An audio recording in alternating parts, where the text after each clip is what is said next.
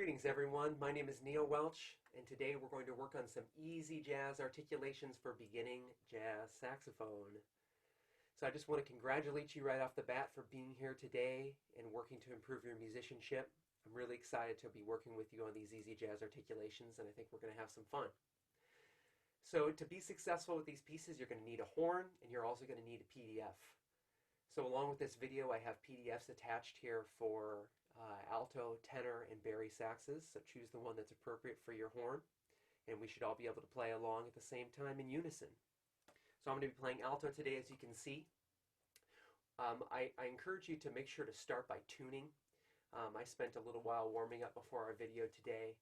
Maybe tune on your concert A or your concert B flat, so that'd be, at least for alto here, on an F sharp or a G. And we're going to jump right now into playing at letter A. To start with, I want to say that in order to get a swing feel going, we have to feel a groove in a triplet-based feel. So I'll say triplet, triplet, triplet, triplet, or some beginning students like to say pineapple. Pineapple, pineapple, pineapple, pineapple. Now while I'm playing, I'm going to be playing eighth notes, and I'm going to be playing offbeat eighth note phrases which are using that kind of groove. So to start with at letter A, I'd like you to say this for me out loud. Ah, ti-ya, ti-ya, ti-ya. Ah, ti-ya, ti-ya, ti-ya. Now that's how I'm going to articulate on the horn. So when I'm doing jazz articulation, it's very similar to how I would do a tenuto articulation on the horn. Only I'm going to be connecting my phrases in a slightly different feel, again, using that triplet-based swing feel. So make sure when you're articulating, you're using close to the tip of your tongue, right at the tip of the reed. That's very, very important. If you tongue inside of the reed, it's kind of going to interfere with our sense of this really strong swing feel that we want. So make sure to be articulating right at the tip. I'm going to play right at letter A for you. So notice that there's that line, there's that tenuto right on that first note. We'll talk about that in a second. Let me start by just playing the exercise. So we're right about chord note equals 90. I've got my metronome here.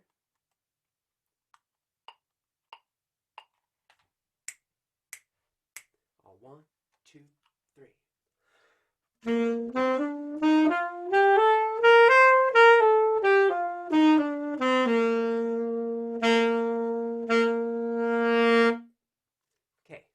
Symbols in here that we may have not seen before, including that -3 at the end of that first line. We'll talk about that in a moment here. When I articulate in a swing feel, generally speaking, we can think about beginning a phrase in two camps. We can start with our breath, or we can start with our tongue. Tongue start without an accent, very gentle at the tip of the tongue. Breath start, no tongue. Again, my air is set, bottom in my diaphragm. I'm filling up bottom of my lungs with air.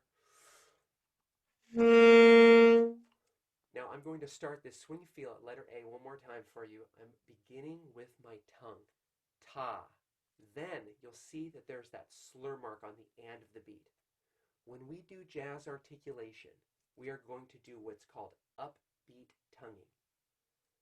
Upbeat tonguing means I'm going to tongue every other note, and I'm going to connect it with a slur onto the beat. So it's offbeat to on. Some folks refer to this as jazz articulation, offbeat tonguing, back tonguing is another term. Now let me play the first measure. Ta, ti-ya, ti-ya, ti-ya, ti-ya, into the downbeat of the second.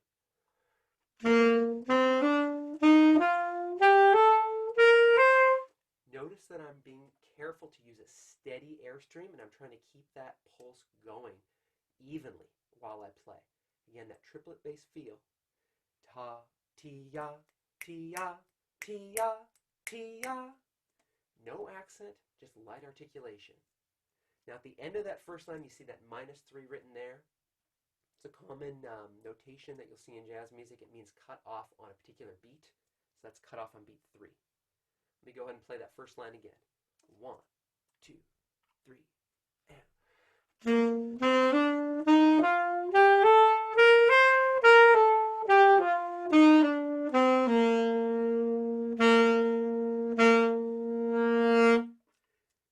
last couple of notes, I have some accents written there. I'm going to accent by again articulating right at the tip of the reed, but I'm using a little bit more air this time.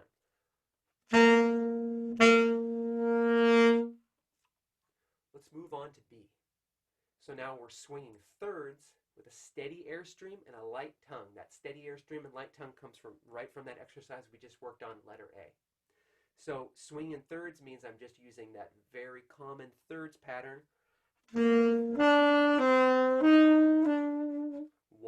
3, 2, 4, 3, 5, 4. Now again, I'm going to grab my metronome. I might even take it a little slower than 90 to begin. Again, using that offbeat tonguing. 1, 2, and.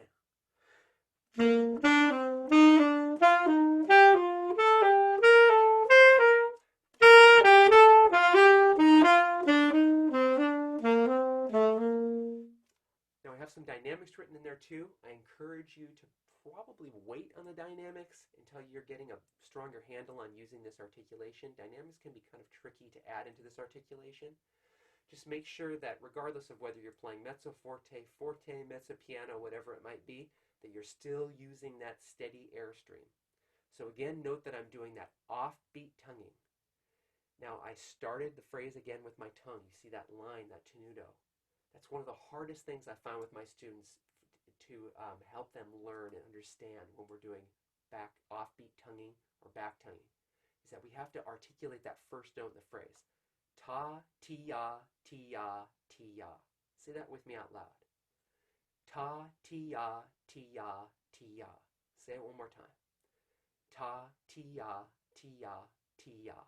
Now I'm going to play it on the horn. Here's just that first measure into the downbeat of the second. Again, we're at letter B.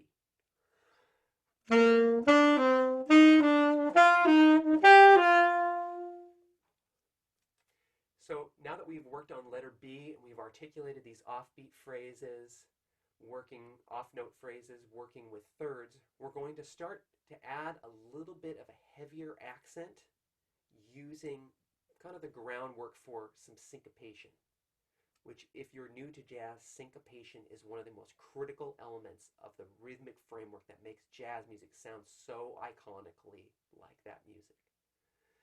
So now at letter C, I have a little bit of that heavier offbeat accent. I'm going to still articulate with my tongue, but push a little harder with my air. So again, I've got a tenuto start, so I start with my tongue. Here's letter C. Ta, tia, tia. Make sure you're subdividing in your mind while you're playing. Ooh, ba-doo, ba-doo, ba-doo, ba-doo, ba-doo, ba-da. Some of you may notice right off the bat that we're playing in thirds again here. So just like letter B, but our time is kind of stretched out now. So here is letter C. I'll play just the first two measures. Get my metronome.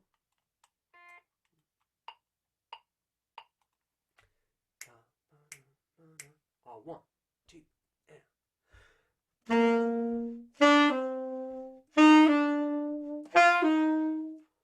And then I've got some breath marks marked in there. Obviously you want to breathe during that rest at the end of a longer phrase like that, but I have them marked in there just as a reminder to take a big breath. Okay, so we're going to try this whole exercise at letter C. So I'm starting mezzo forte dynamic, doing a big crescendo to the end of that first measure, coming in on the end of that first line rather, coming in on the second line at forte, doing a long decrescendo down to mezzo piano, eventually down to piano. One more time. 1, 2,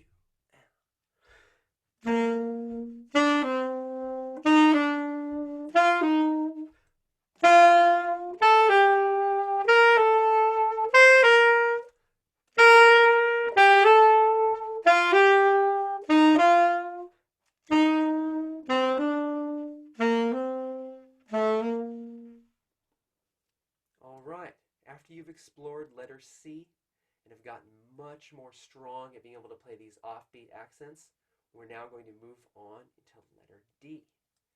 So in letter D, we're mixing jazz articulations. Again, we're just sticking with the G major scale here for alto and bari, sticking with the C major scale for tenor. So you're not going to see anything out of the key signature here. I want to point out right off the bat that moving into letter D is quite a leap.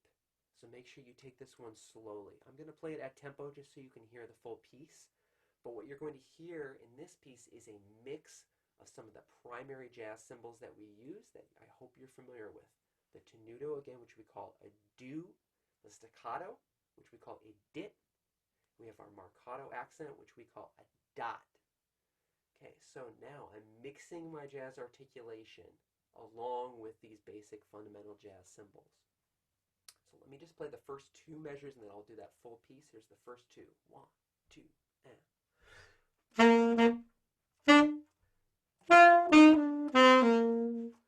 So you really heard that the ta, ti-ya, that offbeat back tonguing articulation really only applied to that second measure. Ta, ti-ya, ti-ya.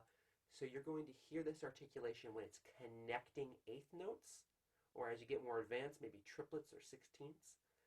But in this exercise, otherwise, when you see a couple eighth notes together, like that first measure at D, do, dot, you're just going to be using your tongue like you traditionally would with those two jazz sounds, that do, do, dit, do, dit. Okay, now here's that full piece as promised. I call this one Major Danger. Here we go at letter D. A 1, 2, and.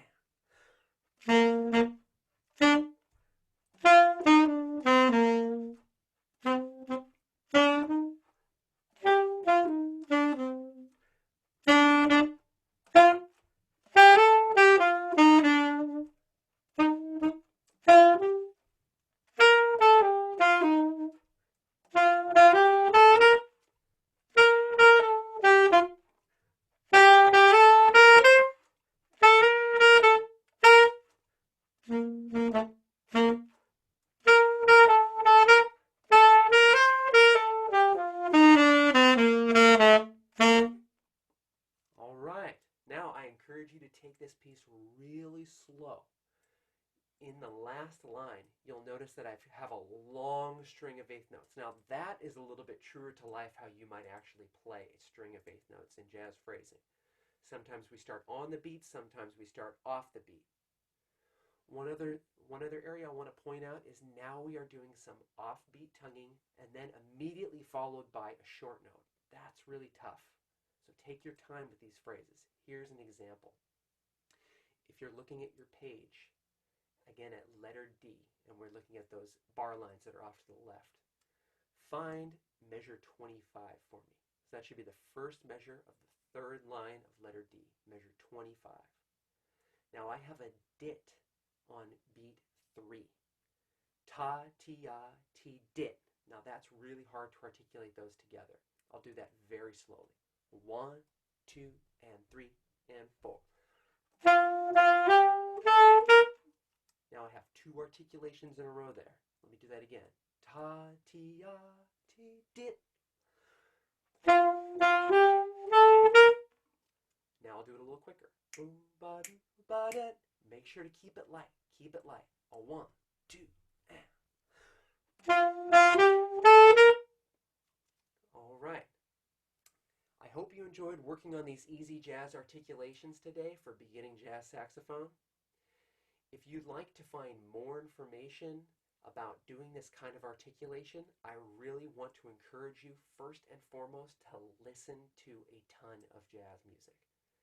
When you're listening to jazz saxophone players play, you will start hearing this articulation all over the place. We really don't paint this articulation with one single brush stroke or color. We use all kinds of different articulations in jazz music, but really this is one of the foundational pieces of jazz swing feel on the saxophone when you articulate. Thanks for working today, and good luck on your adventure working on jazz articulation on your instrument. Keep up that good work. Thank you.